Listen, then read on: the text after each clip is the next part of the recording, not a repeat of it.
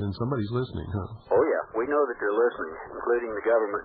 We're right close to Holloman Air Force Base and White Sands Missile Range. Oh, great. Does your broadcast cover those installations? It reaches out to where they do some special ops training in the Red Rio area of the missile range. Uh-huh. Well, wonderful. Well, that's great. We could just get some more people down there to cover the whole thing. What I would like to do is make sure every military person in this whole country gets to hear the truth about what's going on, so they stop their support of the treasonous activities and begin to honor their oath to protect and defend the Constitution for the United States of America against all enemies, foreign, and here's the key words, and domestic. Yes, sir. I've brought that up before. We're also trying to get up a station down in Holloman, or not in Holloman, but it's called Bowles Acres. It's right outside of Alamogordo, close to Holloman. Uh-huh. And that will cover Holloman. Great. If we can actually get it done. But that wasn't, of course, the reason that I called in. I'm sorry to disrupt your programming about your UFO. Well, that's okay. You know, if we hadn't caught it here, you would have caught it for us, and then we could have corrected it. Because later in the broadcast, we would have just been gone off the air because of the batteries were so low in this key piece of equipment that it would have just wiped us out. So it's a good thing. That was the reason that I was calling in early, trying to alert you to it. Well, great. Fortunately, Annie was on the ball and alerted me to it a little bit earlier than that. You're down by Holloman Air Force Base. What do you know about UFOs? Well... Anything at all? I know I've seen an object or two that I couldn't understand what was, and I'm well versed in observing aerial phenomena. What was it that you saw? One time it was two white objects that separated from one. At the same time, at about 5,000 to 6,000 feet, there was two F-15s flying nearby. Uh-huh. And they separated and had a trailer between them. But wait a minute, what do you mean by trailer? Well, some sort of a connection to them, and then they separated completely out. They seem to be self-luminous. Oh, okay, it's kind of like two rubber bands being stretched apart and then they break? Right. Okay. And then as I was trying to get my binoculars, they disappeared. Well, you know, that's pretty... Like daylight. That's pretty classic sighting. I mean, I've heard that description many, many times. Several emerging from one seem to be connected for a while, for a very short time as they're parting each other, and then that connection just sort of evaporates or stretches thin and then moves into one or the other. It's a well-known classic type of sighting that nobody's ever explained, at least not to me. Well, I'm glad to hear that. That's the first time I've even had a good explanation of that this has occurred before. Oh, yeah, many, many times. Many people have seen exactly what you've seen. Sometimes it's two coming out of one. Sometimes it's three or four coming out of one. Sometimes the one just seems to fragment into several, and there is no longer a one but a whole bunch. Yeah, that's a classic UFO sighting. And I've seen a very large aircraft traveling very slow, of unknown origin. It was lit up like a Christmas tree with varied colored lights. Mm-hmm. At a very, I'd say 25 to 30 miles into the range. Mm-hmm. Near what they call Mockingbird Gap. Yeah. And most of these sightings, by the way, occur over or around well-known military test sites. Yeah, we've had quite a bit of stuff here. We actually had an overflight here just recently by a Soviet helicopter. K-27 Helic. They're all over the country. Yes, sir. Well, I got some real good photographs of it. Well, send me some photographs and explain it all, and we'll put it in Veritas. Well, it's going to be in the next issue of a competitor's magazine. Oh, are you talking about Media Bypass? No, sir. Free American. Oh, I never heard of that. The Free American, Clay Douglas? Never heard of it. Well, it's a more or less local patriot news magazine. Well, send us some pictures and we'll put it in a nationwide newspaper. Well, we'll certainly do that. Send you some color photographs of it. We had a confrontation with the Air Force over it. Really? And he sent out OSI agents and an FBI agent. And what was their purpose? Well, they seemed to be upset because I'd fired a distress flare one night when there were too many helicopters coming over my area. I'm unlighted here. Well, good for you. It's about time somebody started putting the fear of God into these people who have been terrorizing Americans by flying below 500 feet and hovering just above rooftops and setting down in people's yards. I am happy to hear it. Well, you, sir, are to be commended. They were very upset about it. They claimed that I had said that I'd fired it directly at them, which, of course, is impossible, being they were unlighted. Mm-hmm. And when the flare went up, it went right between two of them. Oh, they were unlighted, so they were in direct violation of the law over civilian population areas where the law says they must be lighted and they must be flying over 500 feet. Well, in this particular area, I'm at south of Carrizosa, 16 miles south, and east of the railroad tracks, and I'm in a civilian fly zone. And they have a 500-foot unit no-fly over me from previous problems with the German Air Force, these tornadoes flying at treetop level. Yeah, all in violation of the law. Yes, sir. And their response to that was, of course, to bring an FBI agent with them, unannounced. Well, that's okay. Tell the FBI agent to go screw himself. That's exactly what you should tell him. Well, we had set this up instead of at the Sheriff's Department here in Lincoln County. We moved the location to my... In fact, what you should be doing is grilling the FBI agent as to why he's not prosecuting these people who are in blatant violation of the law. Well, that's part of the process that may proceed from this point on. Good. I like you more and more. You just keep on talking. This OSI agent apparently had said to the FBI over in Roswell the misinformation that I had specifically said that I'd fired at the helicopters. And that conversation was taped, so I know I did not.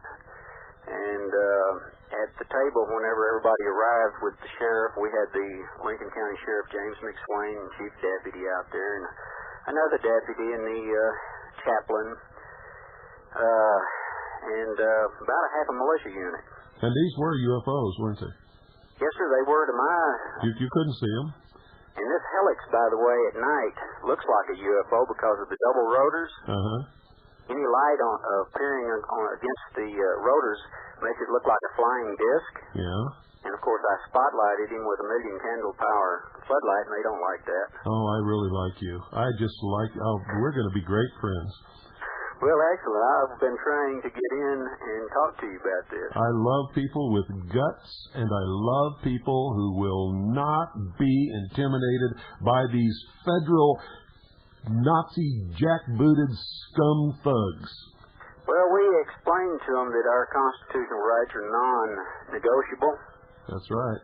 And that we will defend them at whatever cost. That's great. That's wonderful. And that's on tape. We videoed it and everything. Well, sir, you have gained a preeminence very high in my esteem, and I want to get to know you better. Well, my name is Jerry Carroll. Okay, Jerry, write me a letter, will you? And send me some pictures of those helicopters, and I'll get in contact with you, and maybe we'll do a big story on this for Veritas. Well, great. I'm really appreciative of what you've been doing, and I wanted to let you know what we're doing, and we certainly do support you, sir. Well, thank you.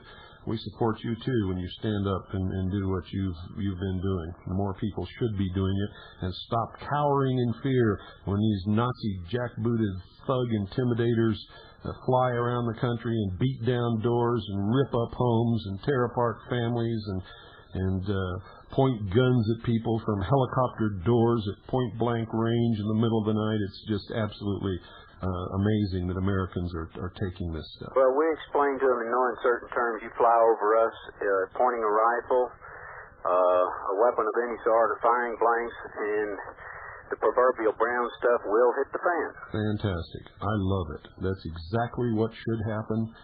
Nobody should ever allow them to get away with what they're doing. And our sheriff and our chief deputy was here to explain to the FBI and the OSI that this is not just my problem, that this was an entire countrywide and countywide problem, and that there have been actually people firing at them. Wow. Not me, not my group. But up in some other areas of the mountains, this is not a healthy place for people to be irritating other folks. Well, let me tell you something. If all of a sudden in the middle of the night we're awakened by this unbelievable noise, and I run outside and of course, when I hear something like that, I would always be armed. And I run outside and I look up and I see a helicopter with somebody in the door pointing a weapon at me. I'm going to shoot at them. Yes. I don't care who I'm not going to stop to figure out who they belong to. The man is pointing a deadly weapon at me, and I'm not going to give him a chance to pull the trigger. I'm going to shoot him. That's what I explained to an FBI agent, about these armed tornadoes. Yeah, and if he's firing, whether they're blanks or bullets, I don't know that. How am I supposed to know it? That's right. I'm going to protect my property and my life and the lives of my family. It's the perception that you have of defending yourself. That's right. And if it's a reasonable perception, then whatever you're doing is in self-defense. You better believe it. If somebody points a gun at you, that is always grounds to protect yourself and do whatever is necessary to make sure that they don't pull that trigger. Well, that was my interpretation of the law. Well, that is the law, and you're absolutely right, and I'll support you in that always, to the hilt.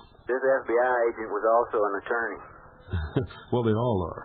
Let me take that back. I don't know if they all are attorneys today, but I know there used to be a time when you couldn't be an FBI agent unless you had gone to law school. Well, I had an uncle that was in the FBI, and he was a certified public accountant, CPA. And I don't know, that was years ago. Well, I guess they may have taken some of those guys, too, in order to be able to count the beans to prosecute somebody that, who knows. But I remember one of the requirements was law school. I remember that very well. Yeah, the FBI used to be my hero. I remember when I was a little boy, it was J. Edgar Hoover's birthday. I wrote him a letter wishing him a happy birthday, and he answered me back. I have that letter to this day with his signature on it, thanking me for wishing him happy birthday. Well, they weren't always crud. No, they weren't. In fact, there was a time in this country when what we believed about it was true. And this agent that came out seemed to be a decent type of sort after we had any understanding. Oh, they always do. They're well trained to talk to you in a manner that makes you think that they're your buddy, so that you will be more receptive to their ideas, and maybe you'll tell them something. Well, I did right off. I told him to get off the property. Wonderful. And ran him off, and then we came back. Wonderful. And discussed the situation further. Well, I'm always amenable to talk to them if they want to be peaceful and nice, and there's some purpose to the conversation. Beyond that, I don't have any use for them based upon their recent history. They have no credibility. As far as I'm concerned, they are participating in the destruction of the Constitution and the Bill of Rights, and are actively involved in bringing about a one-world totalitarian socialist government and destroying the creator-endowed rights of the American people. Unfortunately, I believe you're correct, 100%. Well, great. I want to thank you for calling. I really enjoyed this call. It's one of the most uplifting, one of the most wonderful calls that I've received in an awful long time.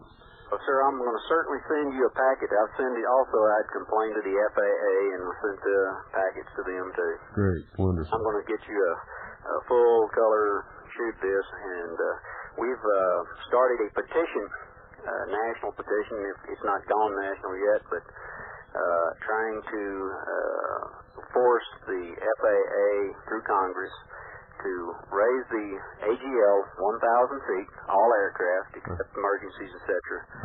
And also that all of these aircraft have to be clearly marked as the country of origin, a branch of service, and an ID number on them. Fantastic. I'll sign that petition.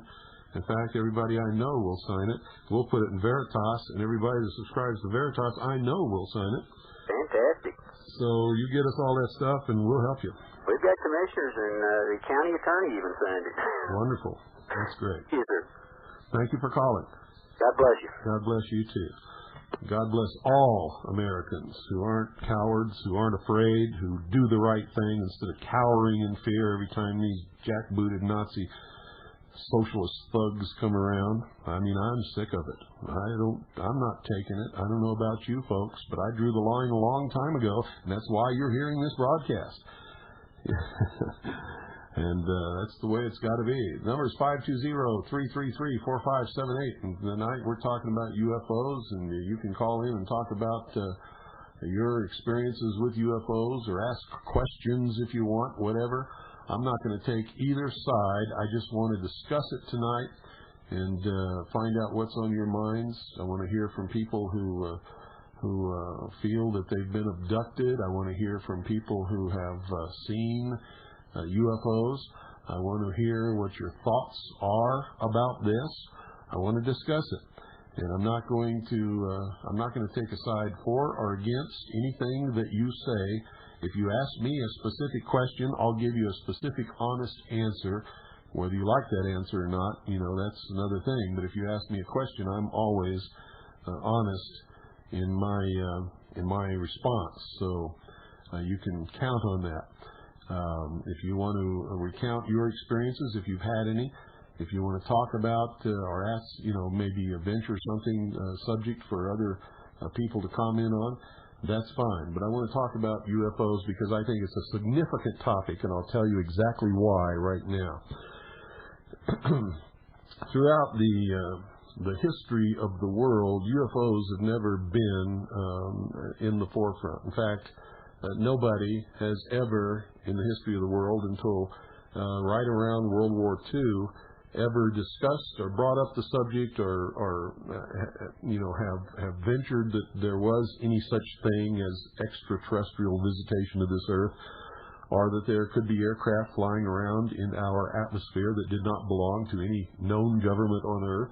This is the assumption that's made. People make that assumption not understanding that there are secret projects that are being conducted by literally all of the governments on the earth that could have produced such a thing. But that is up to the different perspective and beliefs of different people. We have evidence that this is probably the origin of most UFO sightings, if not all of them.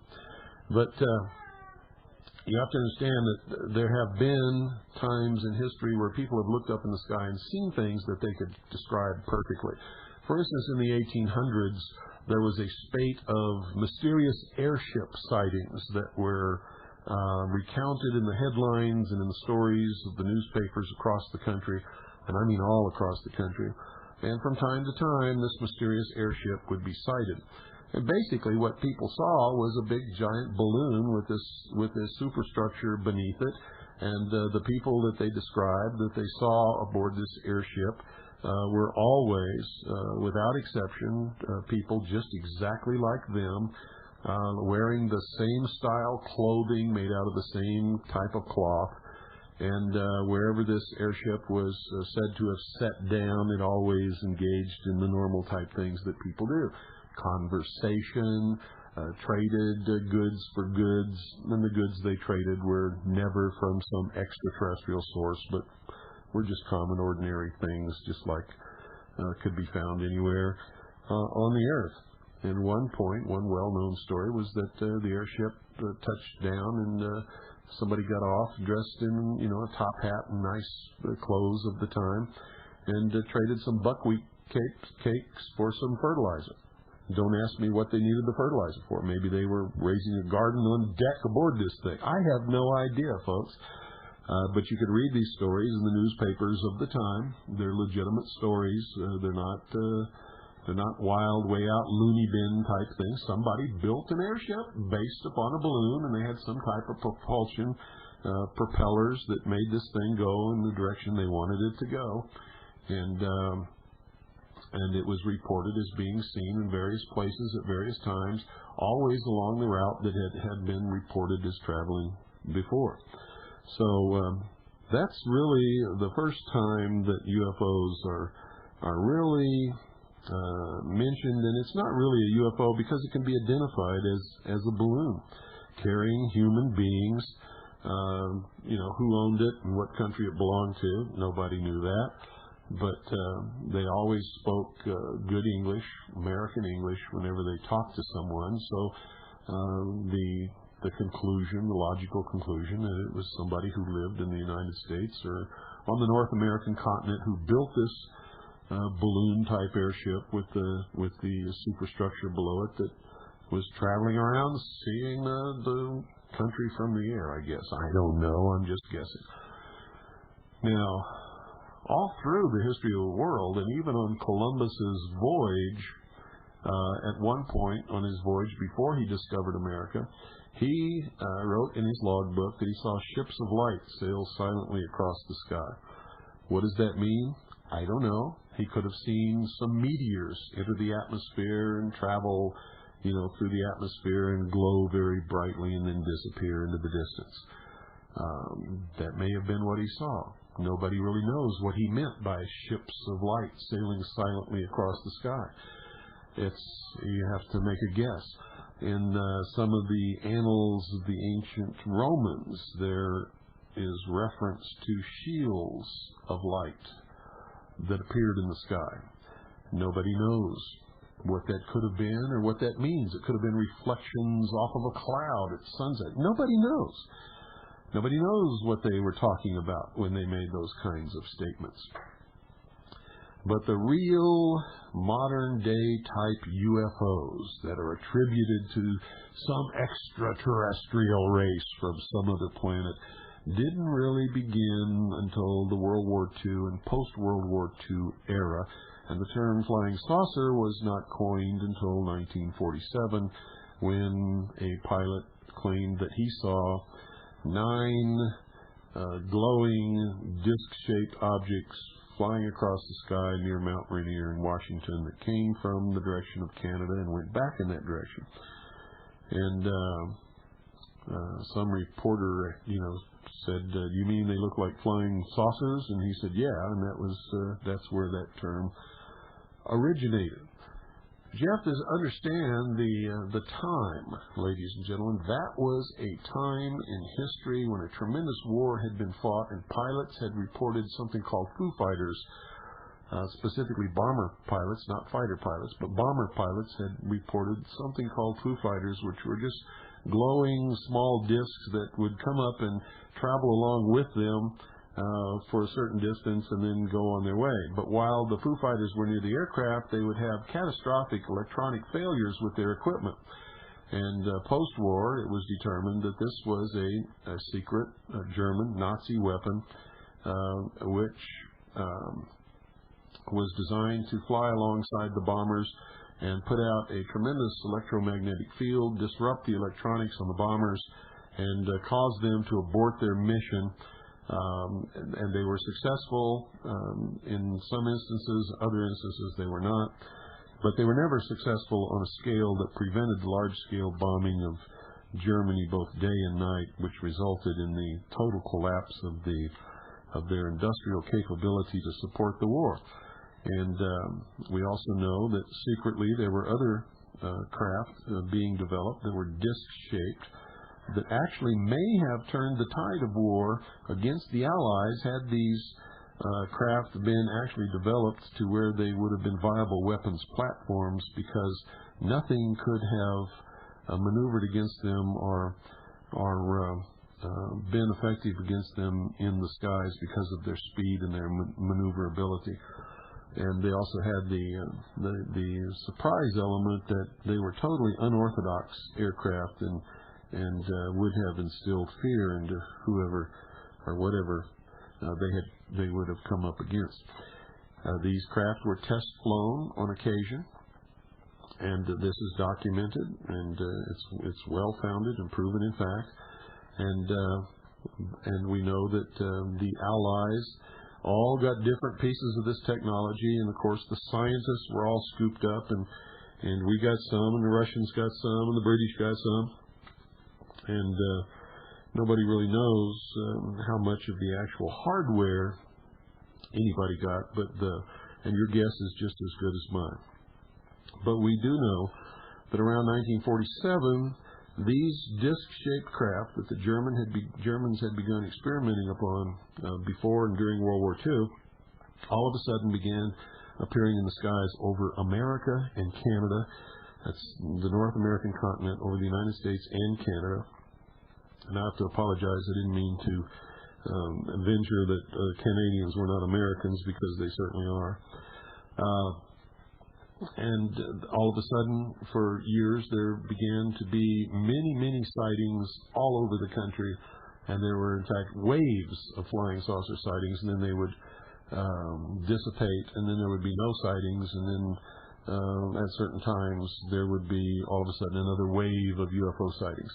At one point in the 1950s, there were multiple sightings of UFOs over our nation's capital, Washington, D.C. We know that Hollywood quickly picked up on this, and there was a spate all through the 1950s, tremendous number of flying saucer movies, all with the same theme, I might add, that human beings were dangerous, and we were destroying our world, and the aliens came to warn us and stop us from this terrible activity, because if we weren't held in check, we could not only destroy our world, but their world and the universe and all of this other kind of bullshit. And on and on and on and on and on. One of the great classics that will illustrate all that I've just been telling you is The Day the Earth Stood Still, with Michael Rennie and what's her name? Oh my goodness, I can't believe I've forgotten her name. One of the great stars suffered a stroke and came back and taught her body how to function, and just a great Patricia Neal. That's her name.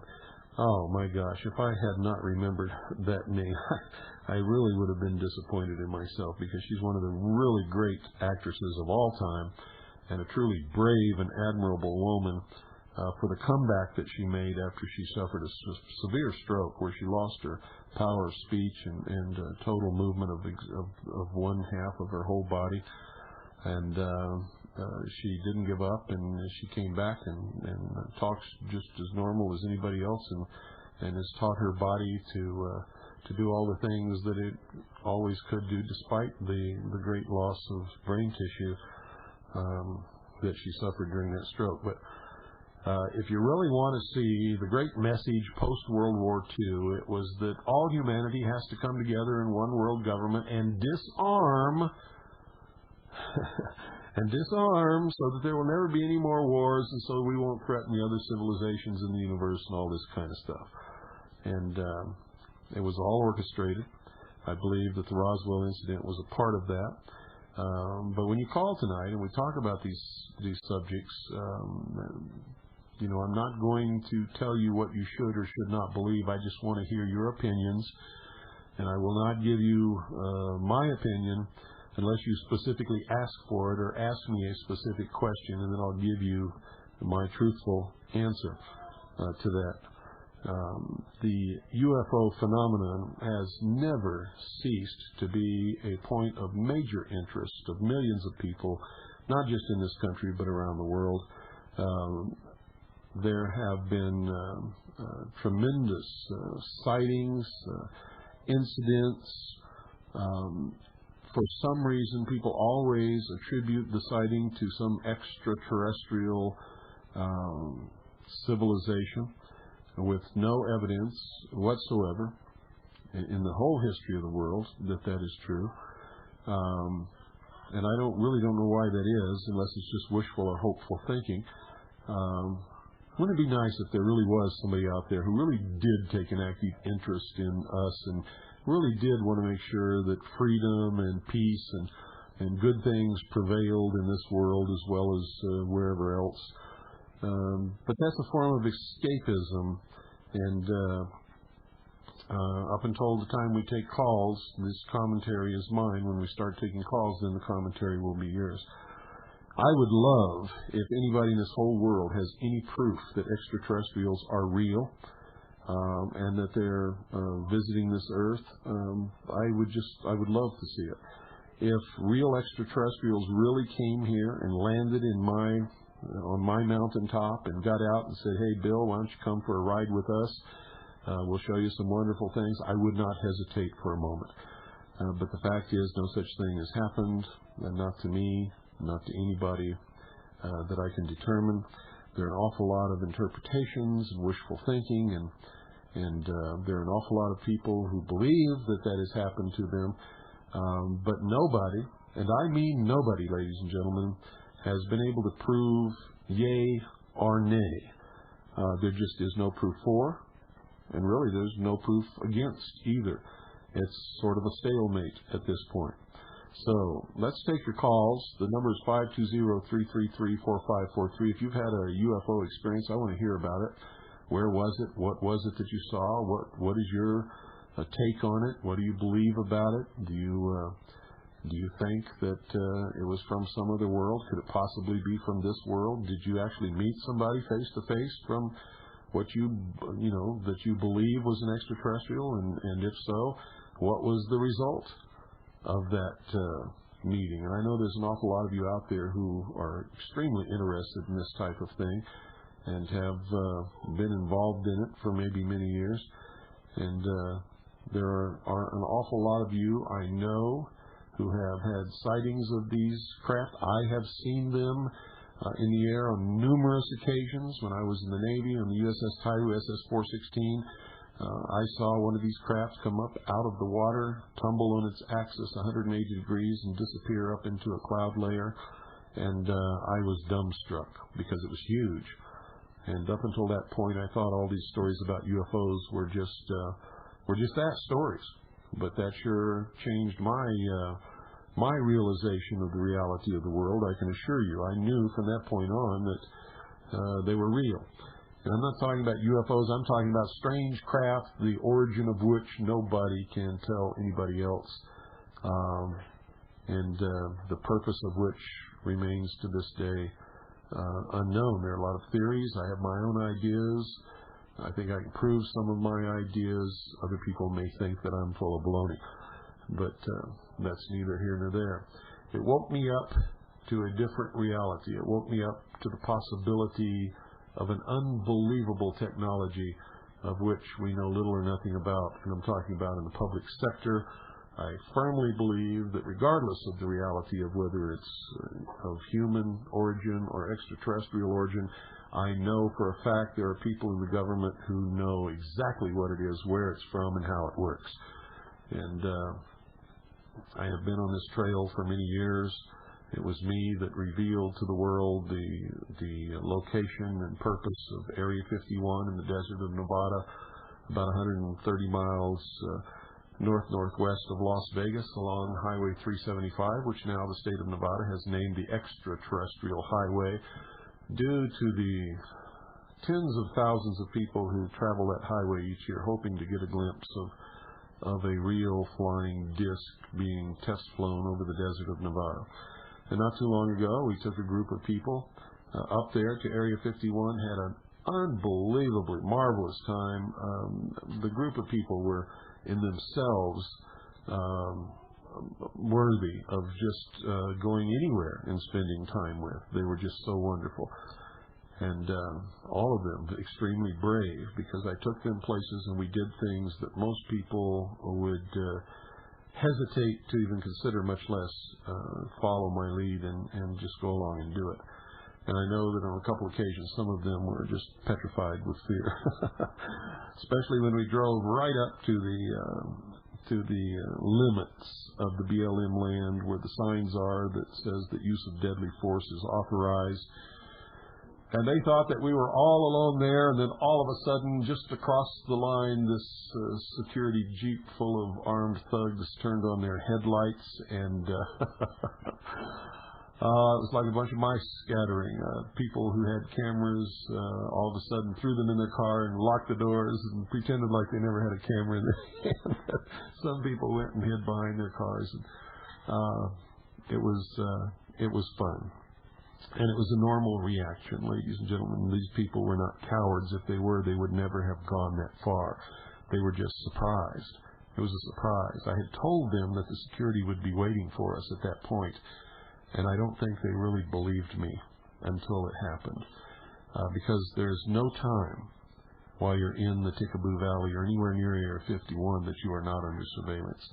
You cannot be anywhere near that test site without being under surveillance the entire time. No matter what you're doing, even if you don't even know it's there and you're just passing along the highway, somebody is watching you every single moment. The number is 520-333-4578. And in about 5 minutes, we're going to open the phones and we'll be talking about this, but I don't want, to talk about it myself. I've been doing this for so many years. I want to hear what you have to say about it. I want to hear your stories. I want to hear your experiences. I want to hear what you think about it. And you don't have to tell me what you know I already think, because that's not what I'm looking for. I'm looking for an open discussion where we hear what you out there in this audience think about the UFO phenomenon and what it means to you personally and where you think it's taking us. Now, I know some of you out there that are listening think this is the biggest bunch of baloney you ever heard, and this is just a big waste of time, and I want to tell you that you're wrong. Whatever the truth of the UFO phenomena turns out to be, it will and already is, in fact, affecting us all in a big way. And if it's true that extraterrestrials are visiting this Earth, then it's the most significant event in the history of the world. If it's not true that extraterrestrials are visiting this Earth, then it is a tremendous propaganda manipulation in order to make us behave in certain ways and maybe accept certain things that we would not otherwise accept. So, and if there is no reality to it whatsoever, then sociologically it tells us something about ourselves that maybe we had better begin to examine. I can tell you for an absolute fact that that's not the case. There is a tremendous reality to the UFO phenomenon, and these things are real. They really do fly around in the atmosphere. They've been seen by millions of people all over the world, not just a few kooks and Looney Tune people. But I will tell you this, there is a group of people who call themselves ufologists. I call themselves ufologists.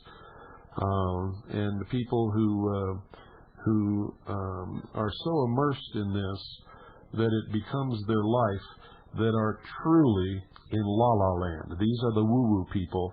They're over the edge. They have adopted realities in their own mind that aren't real at all. They're living in fantasy land. They believe that the benevolent space brother is going to save them from the realities and the terrible things that happen in this world. Much like some Christians believe that they're going to be raptured and they're not going to go through any terrible times, and it's a form of escapism. And there are others who pursue this and promote it for profit and for agendas of their own. And the ultimate reality, in my estimation, is that if they can prove the reality, or if they can make people believe that there is a reality of an extraterrestrial life form visiting this Earth, then it's going to be used as an excuse to propel us into a one-world totalitarian socialist government. For if they exist, and they're technologically superior to us, and they found us first, so the theory goes, then they represent a threat.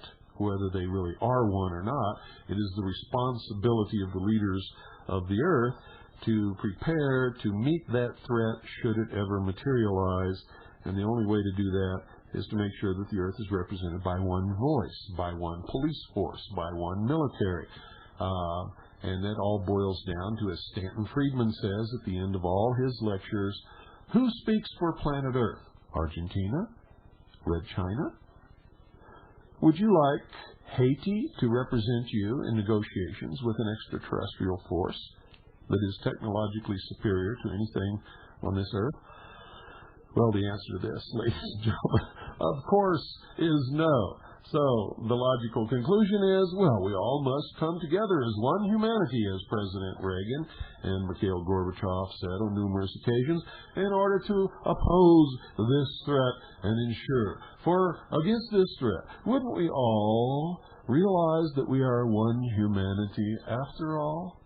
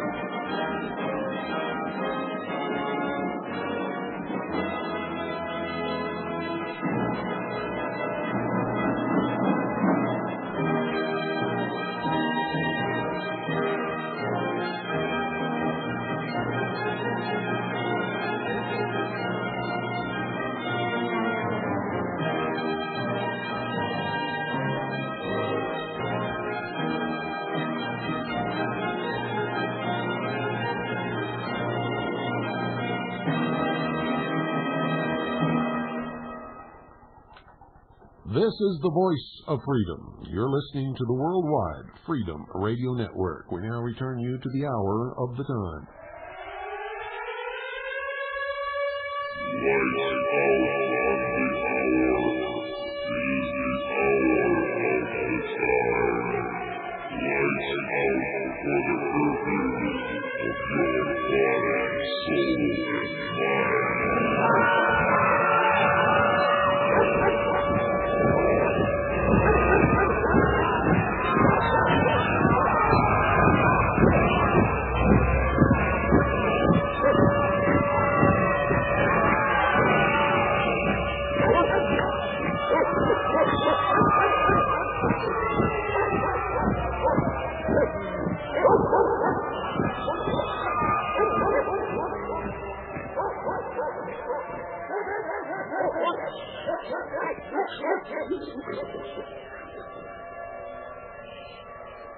Well, welcome back to the hour of the time. The phones are open, folks, 520-333-4578. I want to get your input on this. What do you think about it? Have you had an experience? Do you know somebody who has? Do you feel that you've been abducted? And have you ever spoken to a real live extraterrestrial? Now, I'm not going to make fun of you. I'm not going to ridicule you or anything. I really want to know what is going on out there, what's in the minds of the listeners of this broadcast. What do you feel the reality of this is? Where do you think it's leading us? Just recently, I was listening to some people who believe that we're entering some kind of a tremendous escalation of knowledge and spiritual development that is being perpetrated by this UFO experience. And I got to tell you, whatever it turns out to be, that's going to be true. Your interpretation of what that growth in intelligence and spiritual development is subjective and open to discussion, but I think whatever the reality of it is, that's definitely going to result in that. Good evening, you're on the air. Yeah, Bill, something a little more mundane. This is Steve. Your audio level is low again. You've barely been off the pin all evening again, sir. Really? Yeah, you had good level, but you were... How's that sound? Clipping out. You're up a little hotter now, or at least I show myself hotter. Well, we're not clipping out again, are we? No, the clipping was corrected, but your audio level went down after you. Yeah, well, that's because I thought maybe we were overloading the Comrex, and I turned it down, forgot to turn it back.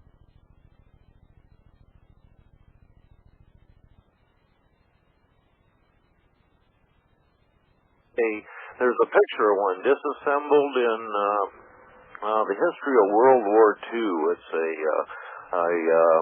rep document that I have here, and they had a picture of one of those made out of plywood. They represented it as a prototype, and nothing more was said, but it was a steel truss frame covered with plywood, looks like, real thick marine plywood, and was powered at that point by two of the jet engines similar to used on the ME-262. And curiously enough, the picture was it was disassembled, being prepared for shipment. The thing was on its side, but you could see some of the salient points, like the engine nacelles and stuff like that. But the actual turbines weren't in it. It was disassembled. But you can see the cross section of the saucer shape. And what did you find that picture in? I believe it's called the Pictorial History of World War II, and it was in the back as far as some of the booty and the high-tech things like the 262, the V-series weapons and some of the other stuff that they were working on, and alluded to some of their nuclear progress, but didn't go into any details or any details on it. It was just sort of the end of the book, and this is where it could have gone. Think of the possibilities, no details. Yeah. Well, the possibility of Germany developing an atomic bomb was slim, since they had never reached the stage of developing the heavy water that they needed. And when they began to actually go online with the only plant that they had built to develop heavy water, we bombed it into eternity before they even produced so much as an ounce. Yeah, but they didn't go into a real wartime economic footing until 1943 as far as getting serious as far as very costly long-term development. Yeah, and by that time we had air superiority and it was over. It was over. Yeah. Well, who published that book? Do you know? Oh, I'd have to go get it, Bill. Actually, I had it down here a week or so ago and threw it back up in the library. Okay. But the information's out there, and there are pictures of that exact thing. And then it just all falls off the radar. Fancy that. Yeah, well, that's because when the governments that got that technology realized how important it was and what they could do with it, then, of course, they put down this veil of secrecy, which has existed to this day. Yeah, and I love what you're doing out there at Groom Lake 51. I think that is just such a travesty that our tax dollars and our Constitution are allegedly supporting these people, and they won't tell us what they're up to. I mean, that isn't the black half. budget thing's got to really be turned over. Yeah, well, that isn't even the half of it. According to the Overflight Treaty, Russia and any other nation that's a signatory to the treaty can fly over Area 51 at any time that they want to, using the most technologically developed and up-to-date spy equipment, and photograph and listen to and discover exactly what we're doing there. But not one American citizen can climb up on a mountain and even look at it with binoculars anymore. Yeah, it's a wonder who they trust. Well, it's certain they don't trust us. Right. Carry on, sir. Excellent. Thank you. Thank you for calling, and thank you for your input there. 520-333-4578 is the number, and I want to hear from you out there in radio land, satellite land, FM land, wherever you're listening, internet land. I want you to call me right now at 520-333-4578 and tell me what you think about all this. Whatever you think about it is fine with us. We want to hear what that is. We want to hear if you've had any experiences with these so-called UFOs. And UFO, folks, it simply means unidentified flying object. If you look up in the sky and you see a duck flying at 3,000 feet and you can't tell it's a duck, it's a UFO. And that's the truth, because the term simply means unidentified flying object, and anything that you see in the sky that you cannot readily and quickly identify and even later identify is a UFO. Most of them, for the most part, always turn out to be normal, average, everyday, explainable, mundane, normal things. There is a percentage, however, that are not normal, average, everyday, mundane things and cannot be explained by anybody, although some people try. They just don't succeed in most instances. I have seen these things myself on many occasions. I know other people who are credible, honest, truthful people who have seen them, and literally there are millions of people around the world who have seen these craft flying in our atmosphere. No one, to my knowledge, can prove that they are of extraterrestrial origin, or that they have ever been, or any of them have ever been of extraterrestrial origin, are now of extraterrestrial origin, or ever could be, or that extraterrestrial life even exists anywhere in this universe.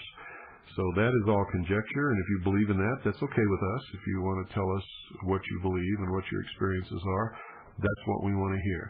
520-333-4578, and as usual, if I don't get a call in 2 minutes, folks, I'm going to shut this down and go to bed and not play this silly game that you appear to be trying to play every night with this telephone thing.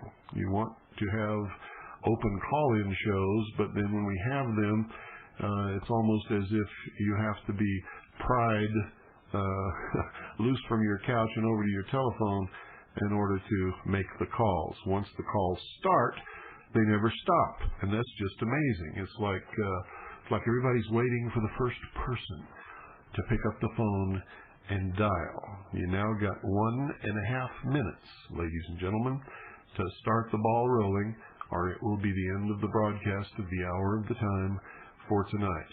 And I got to tell you something. If this kind of behavior continues, I'm going to go back to 1 hour of just imparting information with rarely ever having call-in shows like I used to do before. And you're now at the 1 minute mark. And give up that second hour to somebody else like Michael Cottingham, who will be following this broadcast beginning October the 1st, and you've got to hear him. I mean, he is just fantastic.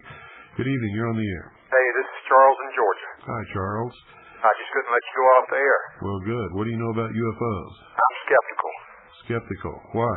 Well, I've never seen one, and I don't think if you'd never seen one, you'd believe in them. Well, the truth is, until I did, I didn't. You're absolutely correct. Well, I think if they were not military, if they were from another planet, somebody would have shot one down by now. Either shot one down, or we would have some kind of proof that they were at least from some other planet. There would be something, but there just isn't. And the other planets are so far away, they would have to have much superior transportation to what we have. Well, get here. We don't know if we have that kind of transportation or not.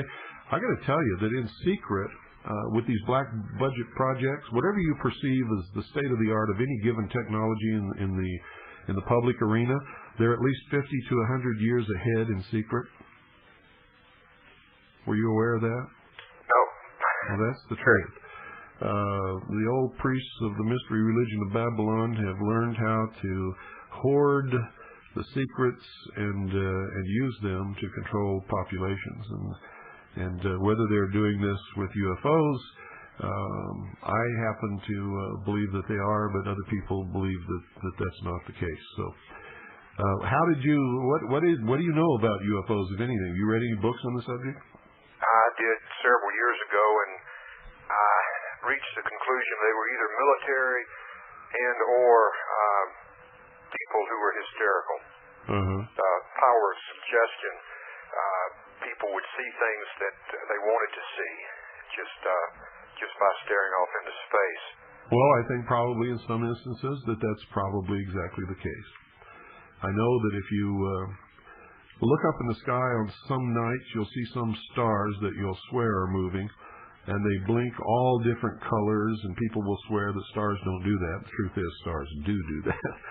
And they will swear that they've seen a UFO. And never mind that star moves across the sky from the east to west and sets just like all the other stars. But there are some unusual things that happen. If they're all stars, they should all come up and move across the sky and set on the other horizon. If you, however, open a camera lens while it's on a tripod and just leave the lens open so the stars track across the film, they will always be perpendicular to each other, or I should say parallel to each other, the tracks of the stars. If you see one of the tracks that's moving in any other direction, it's not a star, is it? Must not be. Speaking of horizons, I heard a show you did about a month ago about the fake photos from the moon. Yes. And there was something about the horizon you said would give it away as fake pictures. Well, I'd have to go back and listen to that tape. Nothing comes to mind right away, but then I was prepared to do that broadcast. Well, I think you said all the pictures had the horizon. Oh, yeah. Now I know what you're talking about. The horizon of focus of the camera was exactly 100 meters. So you think they filmed all that in some studio? Oh, they had to have, because they were using Hasselblad cameras, and in the kind of light that they would experience in space, in order to produce perfectly exposed color film, they would have had to stop the lens down to a very small aperture, in which case the limit of focus would have been infinity. Well, I'm not sure I heard it on your show or whether somebody just told me about it, but I heard somewhere that when they were jumping on the moon, they should have been able to jump real high since the gravity is like 1/6 of Earth. That's correct. And they only jumped about a foot. That's absolutely correct. And one other thing I heard was that the transmission back to Earth took a real long time to get here. I've heard that also. That is not one of the things that I've investigated, though. I have a degree in photography, so most of my efforts have been in the study of the photographs, and they're so easy to prove that they're fake. It's just unbelievable that anybody would even try to pawn them off as being legitimate photographs taken on the moon. Well, I appreciate your time, and I'll let somebody else jump on. Well, thank you for calling. See you later. 520-333-4578. This, years ago, and it's even written in my book, folks, years ago I predicted that there would be some secret chambers uncovered under the Sphinx and the pyramids, and that there would be tunnels linking the two, and that they would uncover some vast storehouse of knowledge. Well, now that's coming true. They say that they have found the chambers and they have found the tunnels, and they're excavating, but they're doing it in secret. And there's people who have been on the Art Bell show and others who claim that this is all linked to Richard Hoagland's discovery of artifacts on Mars and the Moon, which, by the way, are all taken by NASA, who faked the photographs. Therefore, it's all based upon the photographs of an organization, an agency that's been proven to fake photographs. But it's amazing how many of my predictions, in fact, all of them, they come true. It just blows my mind. But they're so easy to predict. Good evening. You're on the air. Yes, Bill. This is Harvey in Ohio. I'm one of your rebroadcasters, and I sincerely, you have won me over totally with your program last night. I really want to thank you for that constitutional program. It really moved me. I've read the Constitution, but that production of it was so well done that I played it all night on my rebroadcasting unit here, and all afternoon. I just hope that somebody else heard it, because it really moved me. And on the UFO subject. Well, wait, let's go back to that. You know who produced that? You know who's really responsible for it? No. You know the actor Stacy Keach? I've heard that name. Stacy Keach is the one who produced that and is responsible for the whole thing. It was beautiful. I tell you, it really, really, really, really moved me, and it made me really know why. It made me feel like an American. I can't tell you. I just really can't put it in words. I did better on my own little broadcasting unit than what I'm doing here tonight. Mm-hmm. But it was really well done. I just played it over and over and over. Well, great. So it had to move people that heard it. Wonderful. There'll be more of that type of program as the time goes by, I can assure you, because that's the main thrust of this broadcast. Well, I want to encourage people out there that get some kind of a unit, and this time I won't mention any names, but get some kind of rebroadcaster. Let's make this work, people. This is a chance for us to take the airways back. Bill has done 4.5 years, or maybe longer than that, up there, working his butt off, making, what do you call it, what's the word when you research, and he's the one, people. And I just want to encourage everybody, let's take the airways back, so get these broadcast units up and working. Don't make excuses. Don't be afraid of the FCC. They're more harmless than UFOs, as far as I'm concerned. Yeah, well, not all UFOs are harmless. There have been some cases where they have. Well, I don't know, apparently appeared to harm people. The Cash Lundgren case comes to mind, where they were driving their car, and all of a sudden there was this huge diamond-shaped UFO in front of them, surrounded by military black helicopters. And everybody thought they were crazy, and all of a sudden their hair started falling out, and they began to demonstrate the classic symptoms of radiation sickness. And they were, in fact, exposed to a tremendous dose of radiation, which caused them some tremendous health problems for quite a while. Well, I definitely disagree with the last gentleman with respect. that I do definitely believe that there are UFOs. Where they're from, I do not know, but I can tell you my experience, my experience, and I don't know how enlightening it will be, but I'll tell you what happened to me and my wife. It was in the daytime. I've seen lights at night, which you couldn't document, you might say. But this was in the daytime. We were coming up over a hill. It was a pretty steep hill. We were up over top of the hill, and it was a real gloomy, gray day here in Ohio. And we have some gloomy, gray days here, let me tell you. And all of a sudden, these brilliant flashes of light and this V-shaped object, which was flying, instead of flying with the point, where the point, you think it would be flying in a V shape, it would be flying, the point would be, it was flying the other way. Yeah, like a ship. Understand what I'm saying? Yeah, in the Navy we call the pointy end the bow. That's the one that goes first. Well, anyway, but what got me, what was so spectacular was there was quite a lot of traffic, and these big flashes of light, like I can only emphasize, like 100,000 times brighter than what a little flash bulb would be on a camera. And it was just like they were taking pictures. I mean, this was in the daytime. There's flashes of light, And I thought, wow, people will be stopping on the highway and just say, what the hell was that? I thought people would be pulling over thinking, is this the end of the world? What is it? But nobody stopped? Nobody stopped. So since nobody else was pulling over, I didn't know that. I kept going too. But we were in amazement. So I told my wife, I said, don't say anything. Wait till we get back to the house. Oh, I want you to write down what you saw. You draw a picture of what you saw. And then let me draw a picture of what I saw. So we went, and I went to the kitchen. She went to the front room or whatever. And we both drew the same thing. Well, that's a good way to do it. And what it was, I don't know, but I've never seen such bright lights flashing like that in all my life. And what it was, I had no idea. It was not the sun flashing through the clouds or anything like that. I mean, I've seen that. That's rays. That's not flashes. But is that a UFO? I don't know. Is that a part plane? If you couldn't identify it, it's a UFO. UFO simply means unidentified flying object. If it's flying in the air and you can't identify what it is and you've never heard or seen of anything like it before, then it's definitely a UFO.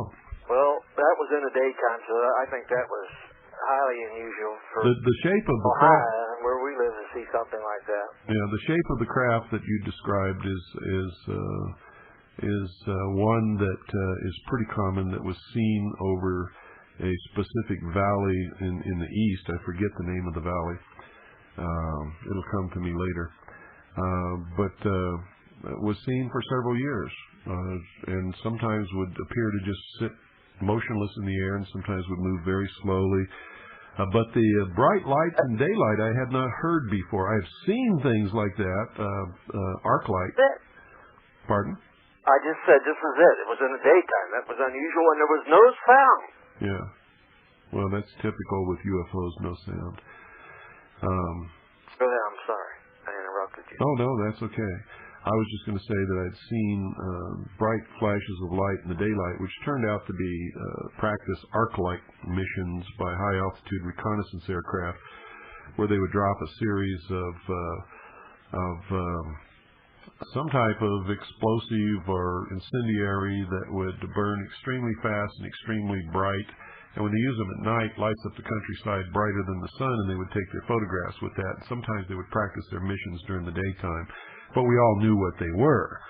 And they were never accompanied by some weird delta-shaped craft that moved very slowly and strangely in the atmosphere. Well, I can only say that that's what we saw, and I just tell you, Bill, that Godspeed on this, you, and I want to thank you, and I've really become a fan of yours. You've won me over totally, and I can only say that I just hope that the people realize this is our chance to take the airways back and have interesting shows and interesting guests, and there was something else I wanted to tell you. Oh, yeah, I want to send in my address and where I'm at and everything so that I can be counted. And you can count on me for your, any support. Great. Sometime next month, I don't know exactly when, we'll begin 24-hour-a-day broadcasting. Jackie Petru will precede my broadcast. Michael Cottingham will be coming on right after my broadcast. We are lining up some other excellent radio programming, and it's going to be around the clock. You're just going to be amazed. We're going to have some old-time radio broadcasts. It's going to be wonderful. You know, Bill, these people talk about the expense of this whole thing as far as getting set up. And I don't want, you've got a good deal, what you've got too, but they can also, big dishes, a lot of people are getting rid of them, and they'll almost pay you to haul them out of their yard. That's right. I know some people who have purchased. I go out and get a dozen a day. Yeah, I know some people who have purchased complete used satellite systems for as little as $100. Oh, yes. The whole thing. And right. All you got to do is watch the penny saver and read the want ads or the for sale ads in your newspaper and your penny saver and your bargain, whatever it is, and you'll find them there. And you don't need much in the way of equipment. Some of the equipment you've got at home, there's stereo equipment and stuff like that, and amplifiers. You can put that to good use for your little studio. Yeah. You don't need a heck of a lot. Yeah, and if you want top-notch, good new equipment, we've got the lowest prices that there are. Oh yeah. What you've got there, I said it the last time I was on, will last for years and years and years and years. And it's just practically trouble-free, especially when it's not moving. You're not going to be moving them a lot. Yeah, that's true. Okay. Thank you for your input, and thank you for calling. God bless. You too. Okay, bye. 520-333-4578 is the number, and it's your turn. Yes, you, right there. I'm talking to you. I'm pointing right at your belly button as you sit on that couch, and here you are. Good evening. You're on the air. Hi, Bill. Hi. This is Carl in Florida. I knew you knew I was pointing at you. You sound over the phone. You sound like somebody I know. I've been listening to you for years. Maybe I am. Maybe nobody really knows who the real Bill Cooper is. Maybe. Maybe it is the guy that you know. Let me tell you, Bill, I've been following you for a long time, and I agree with everything you say. Oh, no. You've been following me for a long time. That means you saw me go into that phone booth and change my clothes, didn't you? I still think this is my friend puts me on. But remember Thatcher, Arizona? Thatcher, Arizona? No, I don't, as a matter of fact. If people assume I know everything, I really don't. And you were a ufologist yourself, remember? I've never been a ufologist. Never, ever. Well, I have a tape of you giving a lecture. Yeah, I was giving a lecture about things that I saw, documentation that I saw when I was with the Office of Naval Intelligence. Right, you're absolutely right. And I was trying to warn people about what that meant to our Constitution and about the future of the world. I understand, but I've been following you ever since. And I've listened to just about every one of your programs. Wonderful. I still keep up with the ufologist, though. Just for information. Well, I try to do that, too. Last week, I heard a person on a radio show. Do you want me to give him a plug or not? Sure, go ahead. It's UFO Update. Where is that? I've never heard of that. Radio Network. Pardon? On the cable radio network on satellite. Cable radio network on satellite. UFO Update? Yeah, it's on Who's the host? Well, it was your old friend, but they dropped him about 8 weeks ago. Who was that? Ecker? Ecker. Oh, that phony creep? All of a sudden, he wasn't on anymore. Well, people are finding out what a phony liar he is. Okay, and they went for 2 weeks with no program. Then they came on with a new program. With the UFO Update. Well, good. I hope it's objective, and I hope the host is more truthful and more honest and more objective than Ecker was. If he is, he'll have a successful program. And if he is, I'd be interested in talking to him about being on our network. Michael Sheldon. Well, I hope you can hear that. Oh, I can hear it. What's your scanner on? That's the radio. Somebody was screaming. Joe Dale is the host. Joe Dale, don't know him. No, he's, I'm not sure who he is. He's a fairly young fella, and he didn't even know about the Mantell deal. Uh-huh. You remember that one? Oh, well, he's really new to all this. So they had to fill him in. Yeah. Well, last week... Yeah, I know about the Mantell incident, the P-51. I do, too. I was living in Cincinnati, Ohio, and we got live broadcasts from there. Yeah, well, that's... They broke in. Yeah, okay. So I've been around for a while. In fact, I was around at the beginning in 47. Uh-huh. Anyhow, this go ahead, I'm sorry. so-called guy, Sheldon Neidl, who I have never heard of, and he's got some books and he's been lecturing, and he claims he was abducted when he was 9 years old, and so forth and so on. And he says he can channel, which he did on the program. You know, I don't know about channeling. And he said that after the eclipse, you know, we're going to have a lunar eclipse on the 26th total in the United States. It's going to be the last one for a long time. He says after that, they're going to start flying in the daytime. And they've told the United States government to get their airplanes out of the air because they don't want to have to take them out. I'm sorry. I just can't buy that. Well, I mean, he's going to be out of business because that's pretty soon now. Yeah, really. He's blowing his whole thing. Well, that's like old Brother Stare. What was it in July? We were supposed to be nuked by the Russians? Yeah, we're with him also. Yeah. And his other 500 other prophecies that never came true? Right. Yeah, when somebody starts channeling, I leave the room usually. Yeah, well, I'm just, if this guy's blowing his whole scheme that he's been working on for years, because... Yeah. You remember the total eclipse in Mexico a few years back? Uh-huh. And then right after that, the UFOs started showing up. Yeah, over Mexico City and other places. Well, places. they're still flying, evidently. Well, that's what they say. Well, I've seen some pretty good pictures now, you know, but you know how pictures are. Well, photographs can be faked real easy nowadays. I know that. I do a little photography, a little astronomy, radio. And I didn't think it was so easy to fake videotape until I saw the Billy Meyer stuff, and then I realized it's a lot easier than what we thought. Well, he didn't have videotape.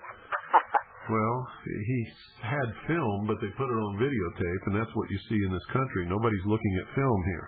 Well, there's some pretty good stills, but, you know, they could be fake. Well, I can guarantee you, we've already subjected many of the stills from Billy Myers to analysis, and they are fake, with no doubt. Okay, you need to get somebody really good. Maybe when Gary Bourgeois gets back in circulation, he can fill you people in on some radio jargon.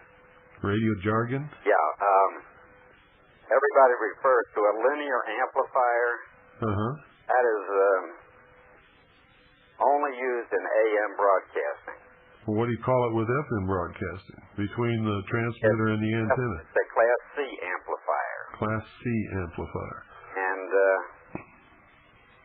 it's different from an amplitude modulated transmitter. Uh-huh. Well, nobody knows what you're talking about anyway. Well, unfortunately. For FM, don't refer to it as a linear amplifier because this is not a linear amplifier. Yeah, okay. Non-linear amp. So it's a what? It's a Class C. There's A, B, and C, basically. A amp is linear, but completely linear. You know what linear means. Yeah, in line. I know what you're right. And that's what you use in audio. Uh-huh. In RF, like in CW, you use a Class C. Yeah. The carrier's only on half of the time in Class C. It's, you know about AC. If you make a spike and shut it off, it will drop back down. Yeah. You'll have AC. Mm-hmm. Well, in amplitude modulation, you can't do that. It'll be all distorted. But in FM, you can use a Class C amp. Okay. Class C amp is much, much more efficient than a Class A. Class A, you're wasting about half of the power that's going in. I see. So when you're talking about FM, it's just call it either an RF amp, well, just call it an RF amp. radio frequency amplifier. Okay. All right. From now on, it's an RF amp. All you guys hear me out there? We have been educated. Linear is something the CBers, they call a linear. They're not even, they don't speak the English too good, so they call it a linear amp. Well, all you got to do is listen to their broadcast, and you know they speak English too good. Really running Class C on those amps. And that's why it's so distorted. Whatever they're running, it's really screwed up. I want to tie it up. Let somebody else get in. Okay. I wasn't going to let you go off the air, so I thought I'd call. Well, thank you. Okay, bye. Good night. 520-333-4578 is the number. Well, that was an interesting call. Now we know that we don't refer to these things for FM broadcasting as linear amplifiers. They are RF amplifiers. Good evening. You're on the air. Yeah, Bill, how you doing? Good. This is Ernie up in Wisconsin here. Hi, Ernie. What do you know about UFOs? Well, I tell you, back in 1965, I lived up in a little town called Park Falls, Wisconsin. What's the name of it? Park Falls, Wisconsin, little town. Park Falls? Mm-hmm. Okay. It's like the northwestern part of Wisconsin. Okay. Well, anyway, we were outside one night and we seen little lights flashing in the sky and stuff, and they were there for like about 30 to 45 minutes about. And all the neighbors were out. They'd go up and across and different bright lights. Well, needless to say, after a half hour into it, we heard two sonic booms. And apparently they sent up some fighters from, there used to be an air base up in Duluth, Minnesota. Yeah. And I think they were the older F-102s, whatever. And they came right over. They came right over and just heard the booms, and then they were apparently trying to go after them or something, but they just shot and totally disappeared. And the lady next to us, I remember that she was like, I believe, she was from Germany. She was like a war bride or type thing. And she said that she hadn't seen anything like that since just about towards the closing of the war in Germany. She said she's seen them quite a bit over there. There was a lot of activity, down the closing year of the war. Oh, that's interesting. Yeah, and I said, she's kind of asking, she goes, I haven't seen this since the closing end of the war. There's a lot of UFO-type objects and stuff, too. She says she knew pilots, even in the Luftwaffe, that seen them. Uh-huh. And they didn't, but, she didn't get into much detail, but she just said that she was aware that in the war there was a lot of sightings of that. Yeah. And, I'm working on converting a amateur radio for your FM broadcast deal here. I have a satellite, but I used to listen to you on shortwave, but as we know, that ain't working no more. How in the world would you convert an amateur radio to broadcast FM? This is actually, you got to, on the older crystal ones, you can do that. You guys amaze me. You just know how to do everything out there with the radios, the things I never even dreamed you could do. And every time I talk to one of you guys, you blow my mind. Well, it's a hobby, but I was learning a little milliwatt thing just around the house here, but I'm working on converting something a little bit. Now, you talk about stuff like the old Collins receivers and No, this is transmitters? actually this was an old commercial. It was originally a commercial pager system, a Motorola type. Oh. It's a tube type. Uh-huh. It's a real common. So that's not really amateur radio. That was a pager system? Yeah, I converted it over for the to be used on for 6 or 2 meters. It could go either way. Uh-huh. From 50 megahertz up to like maybe 150. Uh-huh. And what I did, I had just like a relay, like a little repeater here. But since I got it offline, I was going to convert it for the FM broadcast. Yeah. And I think it should work pretty good. But I was going to say too, a few months ago, I think I sent you a old Reader's Digest. I don't know if you received that or not. But, what was the subject? It was February 41. There was just some subjects in there about. You talk about how the economics are controlled by.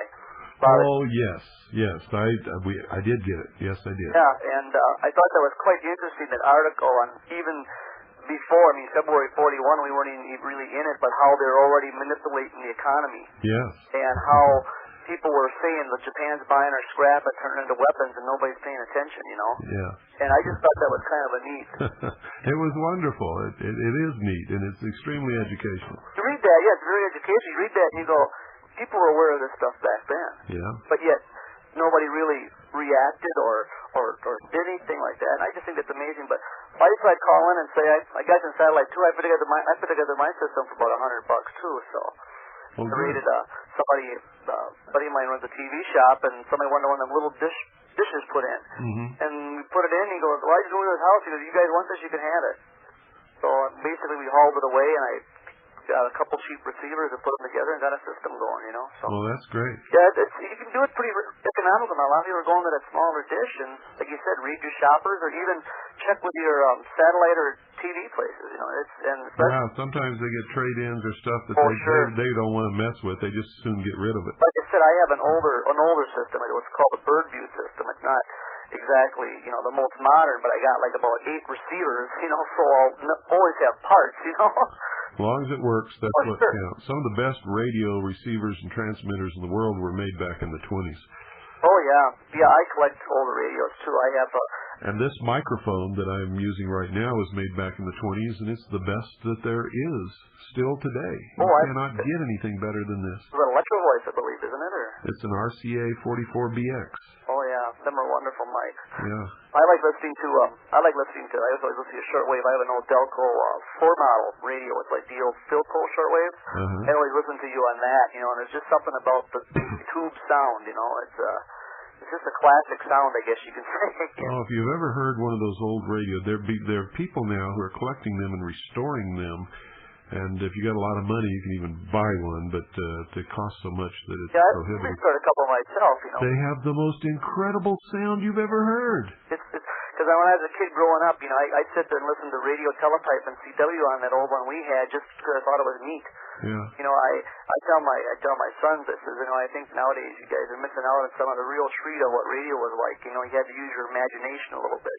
Yeah, I remember that when I was a boy. My mom would tuck us in the bed at night, and then she would turn on the radio, and we would listen to Suspense and the Whistler and the Creaking Door. And then, sometime during there you'd drift off to sleep, and you wouldn't hear it all, but I remember laying there in the dark, and I could see the Whistler lurking in the shadows, and in your mind you could see the whole thing. It was better than television ever dreamed of being, because you could create in your mind whatever your mind wanted to put there instead of having something put there for you. Yeah, that was really neat. Well, I'll let somebody else jump on in here. I know we're getting about 15 minutes here, but I just wanted to see if you got that, and like I said, I'm definitely going to get you back on the air up here anyway, and great. Nice getting into you, and you did send me some information for buying some books and stuff too. I appreciate it. You returned my letters, so. But thanks a lot, Bill, and God bless you. You're welcome. Bye. Good night, and thank you for calling. Oh, by the way, folks, before I forget to tell you, all the information packs have gone out on the satellite system and the low-power FM transmitter and the sales items and the tapes and all of that kind of stuff. They're all in the mail, so you can be expecting to be receiving them within the next few days. We're extending this sale probably till the end of October, and then it will end. Or maybe the 15th of October, I'm not sure, but it will definitely go past the 30th of September when everybody thought it was going to end. For right now, let's just set it at the 15th of October and leave it at that. So the sale will end the 15th of October. All the info packs are out to you. If you haven't sent for an info pack, please do now so that we can get it to you before the sale ends. And everything that we have is on sale, folks, except for Oklahoma City Day 1. We cannot put that on sale. If we don't get back our investment in that, we're down the tubes, and there is no doubt about it. So we can't put Oklahoma City Day 1 on sale at all. And don't forget, if you haven't ordered your copy of Oklahoma City Day 1, they have been printed. They have been bound, except for the hardback collector's edition. That will be in process of manufacture a little bit longer because we're getting top quality binding. The pages are going to be sewn, and the binding is just tops. I mean, you can't get better quality. So the collector's editions will be coming later, but the paper trade books are on their way now. They're on a truck on the way here, and I don't know how many days it's going to take for them to get here, but as soon as they get here, we're bringing Michelle Moore in to sign all the books that have been ordered signed. And you cannot order any more paper trade books signed, ladies and gentlemen. We are not doing it anymore. If you want a signed autographed edition, you have to buy the collector's hardbound edition. which is limited to 500 copies. It's hardbound. It's a top-quality book. It's a first edition, collector's limited to 500 copies, period, in the whole wide world. And that's $65 post-paid for the collector's edition. If you want the regular paper trade, it's $35 post-paid. Get your orders in now because they're on the way. And as soon as they get here, the ones that don't need to be autographed are going to be sent out immediately. The ones that need to be autographed, as soon as Michelle puts her John Hancock in there, they're going to be going out too. So, anyway, that's that. 520-333-4578. Give me a call. Tell me what's going on with the UFO thing with you. Good evening. You're on the air. Yes, Bill. This is Fred in California. Hi, Fred. I don't have any flying saucer stories of my own, really, but I have a book called Space Aliens from the Pentagon by William R. Lyne, L-Y-N-E. Yeah. Have you ever seen this? Well, tell me what it's about, and I'll tell you whether I've seen it. Yeah, it's subtitled Flying Saucers Are Man-Made Electrical Machines. Yes, I have seen it. Mm-hmm. The guy that lives in New Mexico, right? Yes. Yes, okay. Yeah, it's very good. He misinterpreted my take on the thing. And a lot of people do that because they fail to call me and ask me about it before they go off the deep end. But anyway, it's very good, and I highly recommend it. Yes, it's one of the most enjoyable books I've ever seen. It stands right along with yours as far as I'm concerned for the kind of a book that you can open to any page and you're hooked. Yeah. So, and he's in Lamy, New Mexico. L-A-M-Y, General Delivery, Lamy, New Mexico, and the book is $17.95 plus postage. So what